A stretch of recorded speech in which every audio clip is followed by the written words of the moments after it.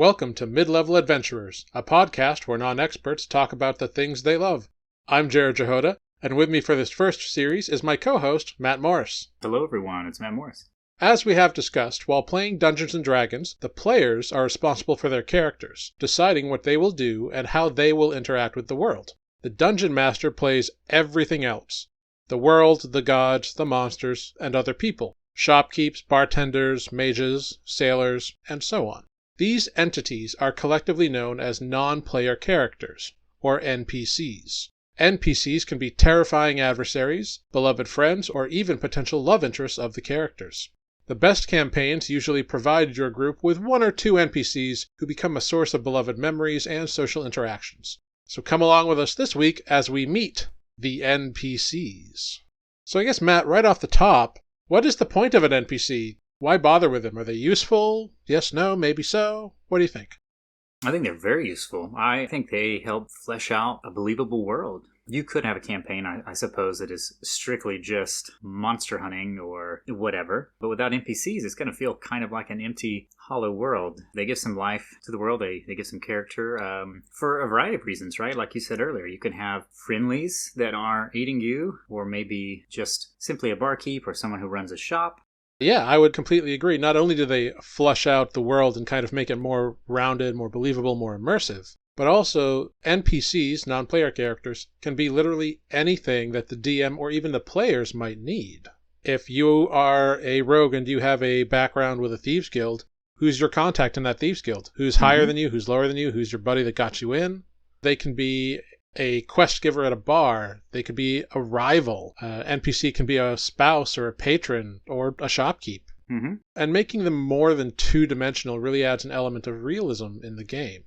Yeah, I agree. You can have a world where it's just monster hunting and everything in the world can be 2D and flat and they just serve their purpose and that's it. But I feel you don't get a full sense of fulfillment from the game if that's the way you play it. Yeah. I think it's really easy to make an NPC useful just as a device. I need to give you a quest. There is a person standing here. You talk and they say, here's a quest. I think taking it a step further and making them interesting, that's where a DM can really flesh out and make a very exciting and interesting world by maybe even making what I would call non-essential NPCs. Yeah. Maybe, the PCs get a hint from the barman that a certain merchant is trafficking in illicit goods. And then boom, the PCs have a little quest they can go on, right? And you're like, oh, okay, that NPC has served a purpose. But why did he tell them that? Maybe that barman is really a rival of that merchant who's also trying to sell those same illicit goods and is getting the PCs to take out his rival for them. Now that's a much more interesting development, isn't it? Yeah, absolutely. Because the PCs, why would they question what the bartender says? Because nobody ever does. Exactly, yeah, because you just think the DM put him there to give me a quest, and, well, he did. So, next. Yeah. NPCs really add a sense of fun to the game. They allow the PCs to make friends, have reasons to come back to towns or look forward to going back to towns, striking up a romance, and really kind of get into their characters and engage in that role-playing aspect with the DM, and the player gets to dive into their character a little bit more. Yes. I think that was a key thing to say to the role-playing aspect. That is kind of an important distinction here, isn't it? That right there is why NPCs are so important. How can you role-play? Well, you could role-play with the party, of course, but that only goes so far, doesn't it? Right. Some tables, some games, people are not comfortable with roleplay. So it can be as simple as, you go to the shop and they ask you, how can I help you? What do you say? Some players may not feel comfortable hopping into a speech pattern or a voice for their character. It is totally okay to just be in the third person and be like, I think that my character wants to buy some magical boots and a sword and maybe some arrows for their bow. Okay, great. Yeah. The shopkeep banters with you a little bit about the price back and forth. Just go ahead, make one persuasion check to see if you can get a better price. You can handle it that way. There's nothing wrong with that if that is how your table feels, or if someone at your table feels uncomfortable role-playing, totally do it that way. Absolutely. And that goes for DMs too, right? You don't have to feel like you need to be Matt Mercer. Yes, very important. As a DM, think about it. You're playing probably in any given thing. If you have NPC-heavy session, you might be playing 6 different people. Don't worry about it if they all sound the same. Oh, absolutely, yeah. Maybe in your world, that's the thing. Maybe everyone who runs the shops that service alchemists, they're all actually just related, and they all have a little pocket dimension in the back that connects to their various storefronts and storage caverns. Yeah. And it's all one family, and so they all sound the same. I mean, I think you bring up a good point. Do not compare yourself as a dungeon master to a professional voice actor who also plays D&D on the internet. I love Matt Mercer. He's an incredibly talented man and an incredibly gifted dungeon master. But if Jody in Wisconsin wants to be the DM and she's running the game, she should not feel like she has to do all the voices that Matt Mercer does. Correct, yeah. I think your players will find it equally engaging if you're just putting in the effort. There's another DM I played with once that after a while, he started to realize, he's like, I really only have like 2 voices, and one of them is basically my NPC voice. But it didn't matter because he just went with it. He made all of the characters very engaging when they talked to you, and, he really got into it. So we didn't care. Yeah, it's not always about voice. It's about tone. If you are lucky enough to be able to game in person in these trying times, like I actually will stand up sometimes when I'm embodying an NPC and hold my body in a certain way, put my hands on my hips or cross my arms, depending on who is speaking. And sometimes that helps me to really kind of flush it out. Yeah. But, we're talking about all these things, right? But what about these NPCs causes us to love and to hate them? And I think it's the relatability of them. Yeah. You see this kindly old shopkeeper. She has silver hair and spectacles. And you may think, oh, that's like my grandma. Yeah. But then she's got this peppery attitude and makes dirty jokes while slinging back whiskey. You're like, it's still like my grandma. Well, yeah, some of us, that's still like our grandma. But for some people, like that's a big shift in tone. Right. Or maybe it's just that kind of simple level of humanity or strangeness. Anytime that there is a hobgoblin in a bar wearing a sombrero, it does not matter what the bar is. It doesn't matter who else is in the bar. I guarantee you now, your players will focus on that hobgoblin in the sombrero. Yes, this is an important little sidebar tangent to make. Yeah, you as a DM should probably be prepared if you're filling a room with NPCs and you're like, look at me, I'm being creative and I'm going to describe these multiple people. If your descriptions, for whatever reason, stand out, you're likely to have a sudden conversation that you may not have expected. If you're like, they're going to come in here, talk to the bartender, that's it. No. Not necessarily. Yeah. The only way to really guarantee that they will just go talk to the bartender is to put no one else in the tavern except the bartender. It's the only way to do it. I've seen this too. The flip side is I've seen DMs, like paint a picture and all these people in there, and then for whatever reason the party's just maybe not in a talkative mood, and they're like, we'll order a drink. Yep. And you're like, dang it. But see, getting the gossip is way more interesting than, I'll have 3 ales from me and my friends here. Right. And it does, it just depends on the comfort level of the party. And I'm sure as a party connects and ventures more, they might engage more with your NPCs. Yeah, it's almost like there's this human condition where if we see something weird or unusual, we just have to examine it. Yeah. There's a little bit of an explorer in most of us, I think. And nothing is more unknown to us as an individual than someone else. Mm-hmm. Because we know how we think, we know how we work, we know ourselves, but someone else, that's way more interesting. The stranger walks into town. Ooh, wow, what's their deal? There's a man in the corner in the shadows. Why is he in the shadows? Why is that hobgoblin wearing the sombrero? Why? He's inside. Why does he still have that sombrero on? What could it possibly mean? Is the sombrero magical? Is the sombrero a mimic that he keeps as a pet? What is the sombrero? Right. And some NPCs are built with that purpose to intrigue the players to approach them or chat with them or whatever. Mm-hmm. Others come from spur-of-the-moment interactions. I think the important thing is, as a dungeon master, if you think that they will come back to a randomly generated NPC, jot down a few notes. And then later on, if it sounds like the PCs are going to go back and ask about that guy or girl or whoever more, then figure out what are those NPCs' motives, their goals, what makes them get up in the morning, and what are they up to while the players are out doing other things. Are they just in the tavern all the time? Well, how do they pay for that? Yeah, I think you hit it spot on. Personalities have a lot to do with what causes us to love and hate NPCs. And think of anytime you've played a video game, watched a movie, read a book where the bad guy, and I most often I think see this in like film and television, right? Where someone is embodying a bad guy and you hate them so much. And you get to a point sometimes where you have to stop and think like, wow, they're doing a really good job at making me hate them. Yeah. And there's something about the way that character's written and the personality, and, usually they're kind of charming in a really dastardly way. Yeah. It's not just things, to make us love NPCs, right? You can be creative and flesh out the bad guy NPCs, and they're more than just mob boss sends goons to kill you. Maybe he's a very, sinister, conniving thing.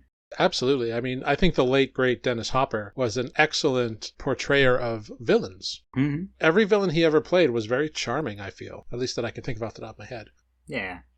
I might be answering a slightly different question here too, but I think beyond causing us to love or hate them, there are certain aspects that make them memorable too, right? Good or bad, right? Mm-hmm. But if they have a strong personality or a little creative flair to them, maybe it's a physical attribute or something else that makes them memorable, and things like that stick out too. Even, like I said, even if they are, quote, a non-essential NPC. If there is a NPC that is an adversary to the characters, there's got to be a reason for that. Is it just because they're trading with gnolls or something? Sure. Or is it something deeper? Are they trying to overthrow the kingdom and they're not just out to plunder? Right. What is the goal of the NPC, the big bad? Sometimes making a adversary have bits of humanity is really a good way to introduce them to the characters earlier on.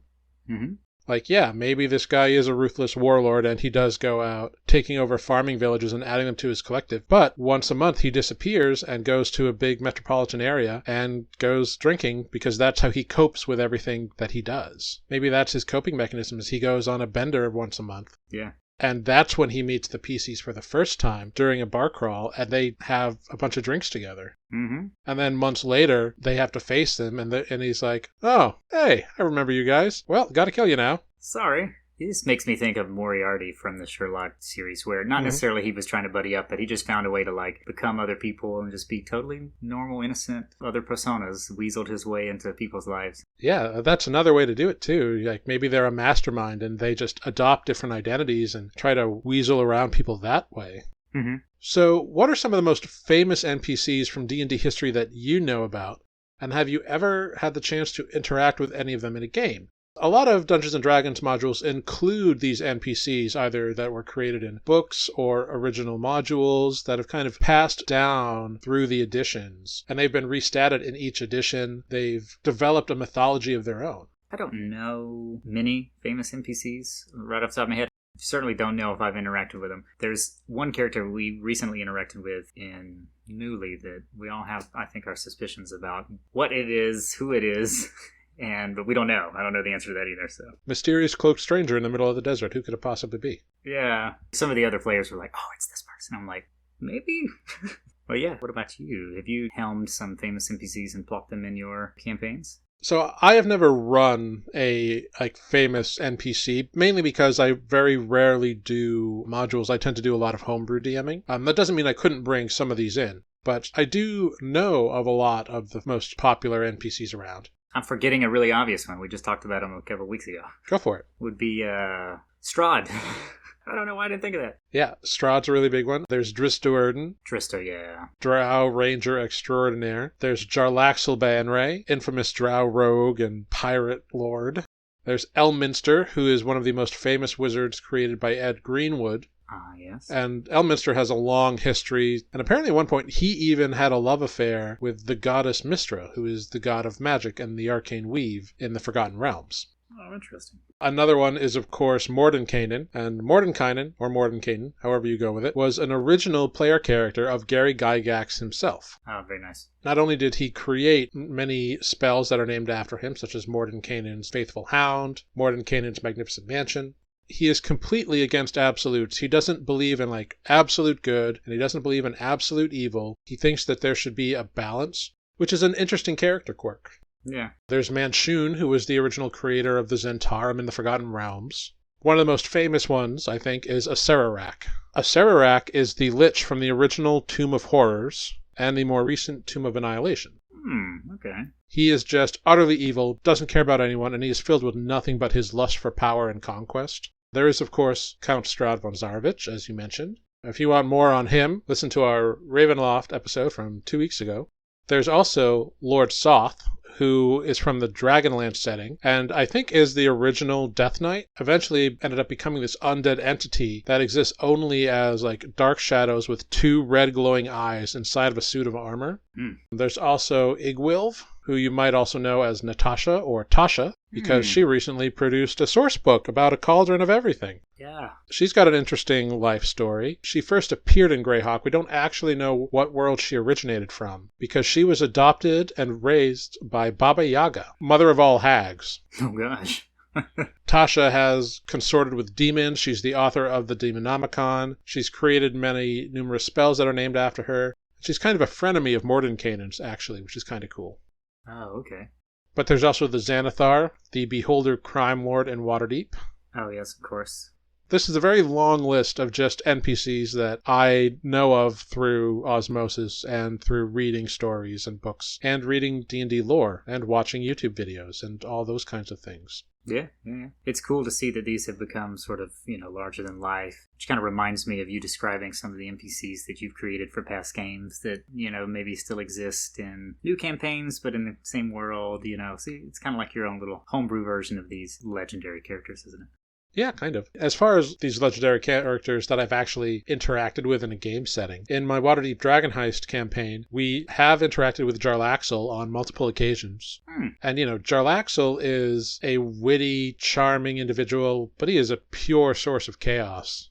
He will never waste something that might be valuable to him. He is a man or a character who just spins webs and has plans and is also an amazing improviser, which makes him a terrifying opponent as a player. Oh, sure. But he's a lot of fun. And now, we're all in Manshoon's hideout and we're probably going to die in our next campaign or in our next session. So that's right. I do remember now you mentioning that it was Manshoon that I had to look him up as you showed me a stat plot. Yeah. Good luck. Yeah.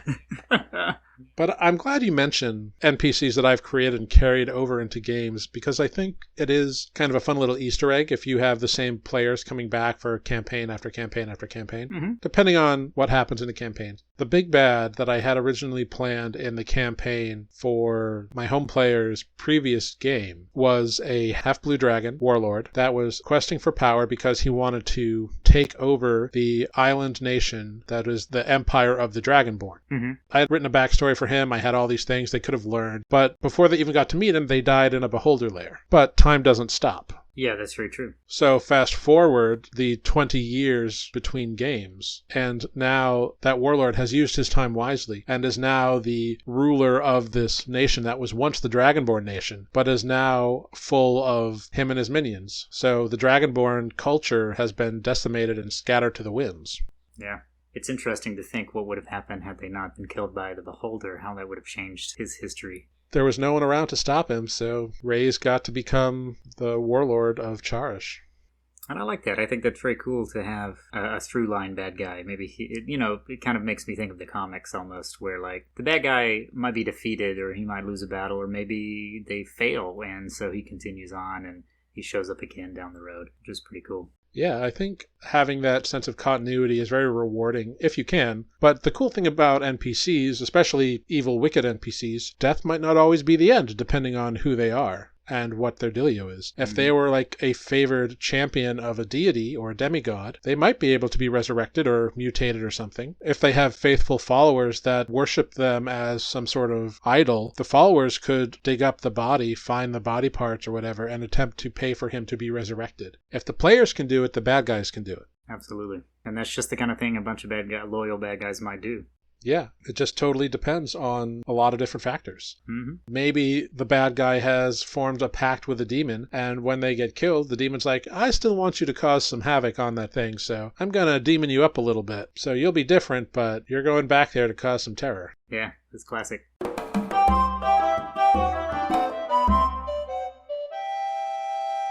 One segment we like to do here on Mid-Level Adventurers is go to our Tavern Corner, where we discuss what we are imbibing this evening. So, Matt, what are you imbibing tonight? Tonight, I'm imbibing some whiskey again, some bourbon specifically. Yeah. It's sort of in the same ballpark as the last bourbon I tried, the 1792. It's a good bourbon. I think it's a great, easy drinking, straight bourbon. Like the last one, hits all the right notes. I guess I should give you the name. Yeah, I was about to ask, and what is this mysterious whiskey? This mystery bourbon, yeah. Elijah Craig. If you did like I did and, you were looking for best bourbons for $30, go out and get you some Elijah Craig. Give that a shot. How about you? What are you imbibing tonight? Well, I've gotten back on my Pilsner trail, obviously. I had Pilsner last week, which I wasn't too fond of, I admitted. Right. This week, I am drinking Troeg's Sunshine Pilsner. Ah, is that a Pennsylvania brewery? Yes, it is. Hershey, Pennsylvania. Troegs Brewing Company. Independent brewery. It is, again, an American craft Pilsner, so there's these fresh-cut straw notes and kind of flowering herbs in there, but it's not as hoppy as the Coney Island was. Okay. This is a Pilsner where I could just drink it like on a hot day or, ironically, a cold evening. Right. And just not be too concerned with bloating. Yeah. Some beer in general will give you that full bloated feeling, but this one is pretty light. Sounds delicious. Cheers. Cheers. And that's what we're imbibing tonight.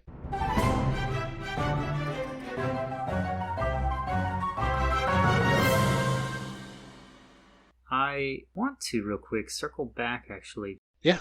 And since we also brought up like homebrew characters, as a DM, when would you get to play some of these famous NPCs? Just, by choice, like, hey, it makes sense like within the lore to add them to my campaign, or is it modules or a combination? The truth is you can do whatever you want. Yeah. There are modules where some of these famous NPCs do show up. Waterdeep Dragon Heist has many of them. Mm-hmm. Off the top of my head, there's Gedar and Volothamp. It also has Jarlaxle. It has the Xanathar. It has Manchun. It has Lariel Silverhand, and it has a new Blackstaff. These are all people who are known in D&D lore and are known to be powerful and have positions of authority.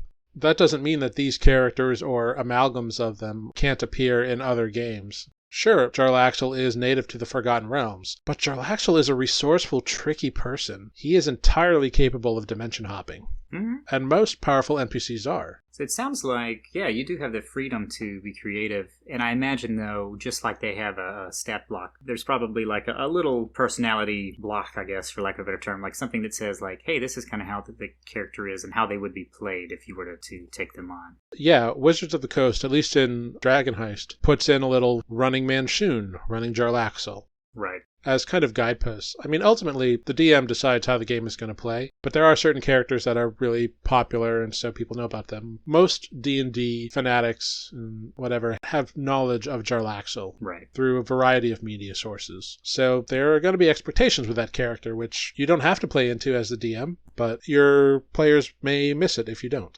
Yeah, that's fair. And I think actually that part of the fun from playing those NPCs is probably because of their personalities and characteristics. So there's, and they're already written out very well. So if you wanted to do something new, why not, I guess, just make a new NPC? Yeah, that's a good point. So what are your favorite or least favorite NPCs that you can remember from a game, and why did you love or dislike them? There's an easy winner here, and it is Mies. Mies, the kobold. I don't know what his official title is, but I mean, if you were to ask him, he's the strongest kobold ever. Yeah, he is the mighty Mies. He's the mighty Mies. That is his title, Mies, and then underneath, the mighty Mies. Yes, easily my favorite NPC, just because I don't know, Jarrod, this would be interesting to find out, right? If he was meant to be a one-and-done thing, I imagine he probably was. First encounter we ever had newly, and now he has traveled with us through several sessions, and his life is completely different than what it was when we found him. Thankfully, he is still alive, and he's just kind of adorable and lovable as kobolds can be, right? When they're not trying to kill you. Yeah, no, he was definitely just created to be a little bit tougher kobold that was running this operation in this cave. That's all he was meant to do. The battle went poorly for you all, so he managed to knock most of you unconscious. And then he and the other remaining kobold grabbed the item that you wanted and split, because they're like, we obviously got to bring this back to the boss. But y'all hunted and tracked them down, and you slaughtered the other kobold, but you kept Mies alive to interrogate. Right. So for a few sessions and a few days, he was just kind of tied up and dragged along by you all and interrogated. He had an incredible arc, and he went from adversary to captive / prisoner to minion, and ultimately he now considers you a friend. Yeah, which is pretty incredible. Yeah, I love that. But yeah, he's definitely top of the list of favorite. And then there's a couple of others that you have thrown in, specifically in the Newly campaign. There was, I can't remember his name now, they're kind of a cowboy type character that was riding this strange burrowing creature that just camped with us one night, and who's to know if that was it? That may be the last time we ever see him. But he was, he had a kind of a nice personality, and I think at the time he met the party, unfortunately, everyone was kind of tired and over it. Yeah, that was Trip Sharprunner. Trip sharpener, that's right. Whether or not our characters were fond of him, I know I was, and I think the other players were like, this is a cool NPC. Yeah, none of you trusted him, but he's essentially the Indiana Jones of the world. Yeah, that's what it reminded me of. You know, he's this little gnome that wears like a white leather outfit and like a white leather Indiana Jones hat, a little fedora, long duster, and he rides a Kuthrik. Kuthrik, yeah. Insectoid burrowing creature that he raised from an egg. It's a pretty fun little character. And then you threw in one, a couple of sessions ago, that was this trader that Spoot went to buy some health kits from her, and she just had this kind of like spunky personality. Oh, yes, yeah. For what appeared to be an elderly character. Maybe that's the last time we ever see her, but it made her kind of memorable character. Those are my most recent, I think, at least, that I can think of. How about you? Do you have some favorites that you created? I know I left out least favorite. I've got one on the list, but I'll get back to him. I'll let you go first, though. Yeah, I have loved numerous NPCs that I have created over the course of my DMing career. Not that they were all amazing. Some of them were not. But Mighty Mies is up there. I actually ended up really enjoying the Mighty Mies. You play him very well, too. I feel like I've really got a sense of who Mies is and what he wants now. Yeah. I think Deneliel is a favorite of mine, along with the Nostra Shadow Flute. They are both bards. Oh, yeah. Deneliel I have mentioned on the podcast before. I created him as one half of a tavern-owning couple in my previous home game before they all died from the Beholder. Oof. He's a bard. His husband was a fighter-barbarian mix, and they were in an adventuring party that was very famous, 50 years before the current campaign, so about 30 years earlier in the first campaign. And they retired, and now they own a bar, and they have 2 kids. At one point, Deneliel actually showed up with one of his sons in my current home game. And it was just kind of a little Easter egg. A couple people picked up on it, which is fun for me. Nostra Shadowflute is a drow bard who lives in the city of Valehaven in my current campaign, and she has acquired a tavern but has no idea how to run it. So she owns this tavern, but she just asked the previous owner and all the staff to stay on and keep working for her because she didn't know what to do with it.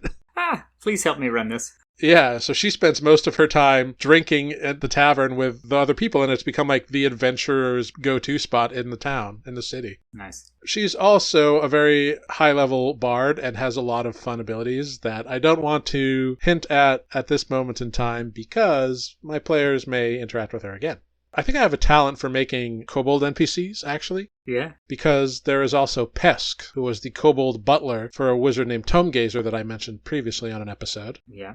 He's a little butler kobold that wears a little tuxedo vest, spats, and has a little top hat that has holes for his horns that he just puts on his head. And he's very businesslike and he's very official. Right. His effectiveness is up for debate, but he looks the part and that's what matters. He's trying. Yeah, he is trying. A for effort. Yeah, absolutely. I like the way you play kobolds in general. I mean, everybody's going to have their own take on that. Sure. But especially with a newly, I think it's kind of refreshing, actually. Oh, I just love them so much. I just love kobolds. I suppose it should not be unexpected that my favorite NPC in my Waterdeep game is our kobold janitor named Snarf. He loves candles. He does a good job cleaning up the place at night. He is best boy. He is great. Happily named, isn't he? He is happily named because I love a good Thundercats reference. We did a one-shot with the B team, which included Snarf and a couple other staff members and NPCs from players' backstories. Right. And so technically Snarf is a level 3 Hexblade Warlock. Whoa! But he doesn't know why. He's like, I woke up this morning and feel magical. As far as he knows, he just saw a shadowy dragon shape be like, I like you. You want to hang out? And Snarf was like, yeah. Yeah, dragons are cool. Well, I definitely have a least favorite, one that sticks out. It's amazing that he sticks out because I encountered this NPC a total of 1 time, and I probably never will again, mostly because that campaign is now defunct, unfortunately. Mm-hmm. But it was the head city guard, or head of the city watch or something like that. And he was just, I'm not sure what sort of expletive I can use in this podcast, but... whatever you want. He was a dick. He was a dick.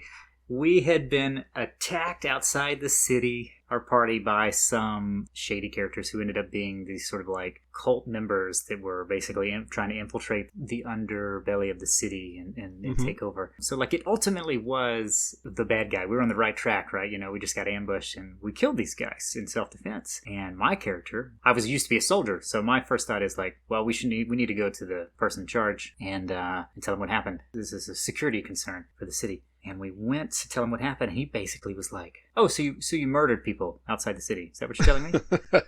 And I was like, "No, they attacked us. It was self-defense." He's like, "Well, are they all dead?" I'm like, "Yeah." "Oh, so you can't prove that you did murder them, and you're just coming in here to tell me that you murdered some people?" And my character started getting genuine. Like, I was getting pissed. The DM played him so well. He was just this, like, everything I said, he was just like, sure, yeah. Well, okay. Why don't you lock this guy up? Because I went in alone and was in a room full of all these soldiers to talk to him, and he was threatening to arrest me, and I was getting angry because my character had an anger problem, and I was like, oh, man, I'm about to go to jail. This is so bad. I will always remember him as like... Man, that guy was doing his job. He's such a dick. Oh, man. That's how you know you're playing a good NPC as a dungeon master, when your players hate someone because they're doing a job the way that it would normally be done. I know. I told him later, I was like, I want you to know that, like, I hated him, but damn, you played him so well. I mean, it's just, You didn't take crap. You're just like, oh, so he murdered these people. Great. Lock this guy up. Put him in jail. Yeah, my players had a similar encounter in Valehaven in the city. They found the individual who was a serial killer of Kenkus and killed him. Right. And then one of them went off and reported that they found the guy and killed him. If 6 people show up on your doorstep and like, hey, we found the guy doing all this horrible stuff and we killed him for you, what would you do? Yeah. There's a reason they're law enforcement officers. Yeah, whether they believe you or not is not their job. Their job is you've killed someone. You need to be arrested. Yeah. And I do love that. I do love that, when there is some conflict between NPCs and characters, and it's not that the NPCs are just naturally the evil guy that is the bad guy in the campaign. No, it's just like it might be someone doing their job. Yeah. Just because someone says no doesn't mean they're a dick. They're just doing their job. Right. So wrapping up all this wonderful chatter about non-player characters, I believe that they are a fun aspect of the game and they can fulfill any purpose, any need, or sometimes no purpose at all. They're just kind of people who live there. And they are the perfect excuse for a DM to put a bit of themselves into the game, or in some cases they sort of may act like the DM's player character. Mm-hmm. You can really get into role play with them if that's an important part of your game. I think it is no secret that I have a deep love for a good NPC. Think of some of the ones on pop culture D&D Twitch streams. And you've got Gilmore or Allura Vysoren from Critical Role. There's Bill Seacaster and Galir Faeth from Dimension 20. The list just goes on. So be nice to your NPCs, people, because the DM has probably given them a rich history, even if it's on the fly. Yeah.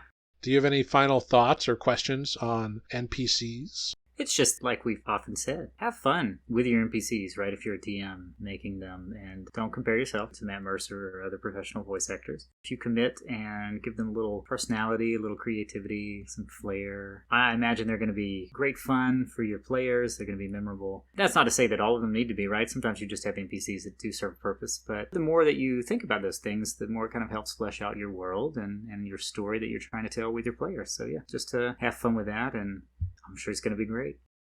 I think that's nail right on the head. Well, we'd like to thank everyone for joining us this week as we chatted about NPCs. Please make sure to come back next time as we venture beyond the material plane and talk about the gods of D&D. Thunder crash, boom, bang. Remember to check out our friend and the composer of all the music used on Mid-Level Adventurers, John D. Ivey, on SoundCloud.com. Join us on Facebook at Mid-Level Adventurers, and please follow us on Twitter and Instagram at MidLVLAdventure. Please check out our website on Wix at midleveladventurer.wixsite.com, and feel free to email us at midleveladventurers@gmail.com. And watch Jarrod and I on Newly Forged, Wednesdays at 7 p.m. Eastern at twitch.tv/newlyforged. That's NUULIFORGED. And as always, I'm Jarrod Jehoda. And I'm Matt Morris. Until then, mind the traps and keep adventuring.